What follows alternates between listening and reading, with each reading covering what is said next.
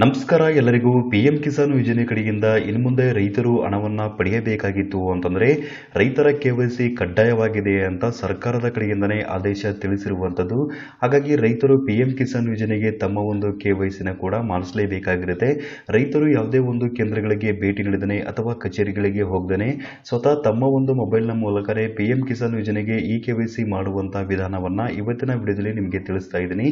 So ಅದಕ್ಕಿಂತ ಮುಂಚೆ ತಮ್ಮಲ್ಲಿ ಒಂದು ಸಣ್ಣ ರಿಕ್ವೆಸ್ಟ್, ತಾವಿನ್ನವರೆಗೂ ನಮ್ಮ ಒಂದು ಚಾನಲ್ನ ಸಬ್ಸ್ಕ್ರೈಬ್ ಮಾಡಿಲ್ಲ ಅಂತಂದ್ರೆ ದಯವಿಟ್ಟು ನಮ್ಮ ಒಂದು ಚಾನಲ್ನ ಸಬ್ಸ್ಕ್ರೈಬ್ ಮಾಡಿ ಹಾಗೂ ಪಕ್ಕದಲ್ಲಿರುವಂತಹ ಬೆಲ್ ಐಕನ್ ಅನ್ನು ಕ್ಲಿಕ್ ಮಾಡಿ.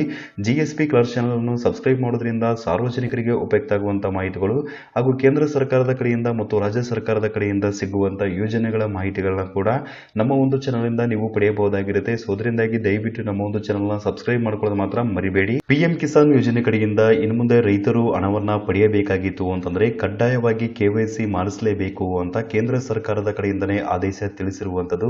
ಹಾಗಾಗಿ ರೈತರು ಕೆವೈಸಿನ ಕೂಡ ಕಡ್ಡಾಯವಾಗಿ ಮಾಡಿಸಲೇಬೇಕಾಗಿರುತ್ತೆ. ಒಂದು ವೇಳೆ ಏನಾದರೂ ನೀವು ಕೆವೈಸಿ ಮಾಡಿಸಿಲ್ಲ ಅಂತಂದ್ರೆ ನಿಮ್ಮ ಒಂದು ಖಾತೆಗೆ ಹಣ ಬರುವಂತದ್ದು ಸಂಪೂರ್ಣವಾಗಿ ರದ್ದಾಗುವಂತ ಸಾಧ್ಯತೆ ಇರುವಂತದ್ದು. ಹಾಗಾಗಿ ರೈತರು ಯಾವುದೇ ಒಂದು ಕೇಂದ್ರಗಳಿಗೆ ಅಥವಾ ಕಚೇರಿಗಳಿಗೆ ಹೋಗದೇನೆ ಸ್ವತಃ ತಮ್ಮ ಒಂದು ಮೊಬೈಲ್ ಮೂಲಕನೇ ಕೆವೈಸಿ ಮಾಡುವಂತಹ ಸುಲಭ ವಿಧಾನವನ್ನ ಇವತ್ತಿನ ವಿಡಿಯೋದಲ್ಲಿ ನಿಮಗೆ ತಿಳಿಸ್ತಾ ಇದ್ದೀನಿ. ಮೊದಲದಾಗಿ ನಿಮ್ಮ ಒಂದು ಮೊಬೈಲ್ ಅಲ್ಲಿ ಪ್ಲೇ ಸ್ಟೋರ್ ನ ಓಪನ್ ಮಾಡ್ಕೊಳ್ಳಿ. ನಂತರ ಸರ್ಚ್ ಬಾರ್ ಅಲ್ಲಿ ಪಿಎಂ ಕಿಸಾನ್ ಅಂತ ಸರ್ಚ್ ಮಾಡಿ. ನಂತರ ಪಿಎಂ ಕಿಸಾನ್ ಆಪ್ ಬರುತ್ತೆ. ಸೊ ಈ ಒಂದು ಆಪ್ ನ ನಿಮ್ಮ ಒಂದು ಮೊಬೈಲ್ ಅಲ್ಲಿ ಇನ್ಸ್ಟಾಲ್ ಮಾಡ್ಕೊಳ್ಳಿ.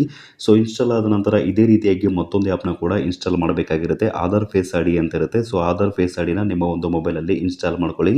ಎರಡು ಆಪ್ಗಳು ಇನ್ಸ್ಟಾಲ್ ಆದ ನಂತರ ಮೊದಲದಾಗಿ ಪಿಎಂ ಕಿಸಾನ್ ಆಪ್ ನ ಓಪನ್ ಮಾಡ್ಕೊಳ್ಳಿ.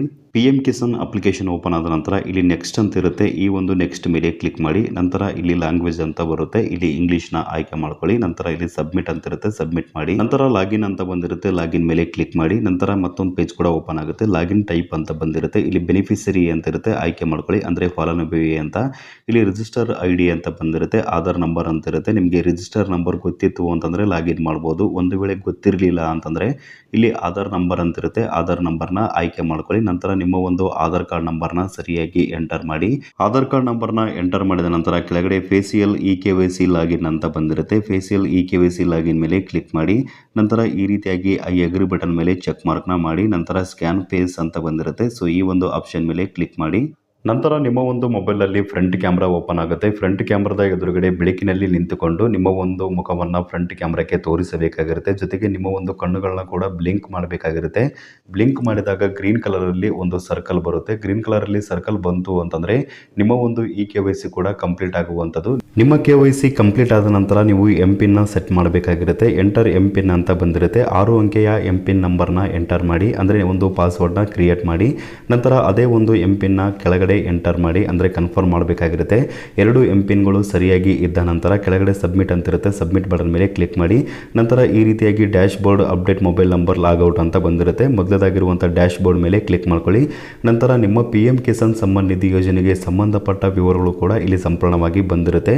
ಮುಖ್ಯವಾಗಿ ಬೆನಿಫಿಷರಿ ಡೀಟೇಲ್ಸ್ನ ಕೂಡ ನೀವು ಚೆಕ್ ಮಾಡ್ಕೋಬಹುದು. ನಂತರ ಮುಖ್ಯವಾಗಿ ಸ್ಟೇಟಸ್ ಅಂತ ಬಂದಿರುತ್ತೆ. ಲ್ಯಾಂಡ್ ರೆಕಾರ್ಡ್ ಸೀಡಿಂಗ್ ಸ್ಟೇಟಸ್ ಅಂತಿದೆ, ಎಸ್ ಅಂತ ಇರಬೇಕು. Aadhaar seeding with bank account status ಅಂತಿದೆ, ಎಸ್ ಅಂತ ಇರಬೇಕು.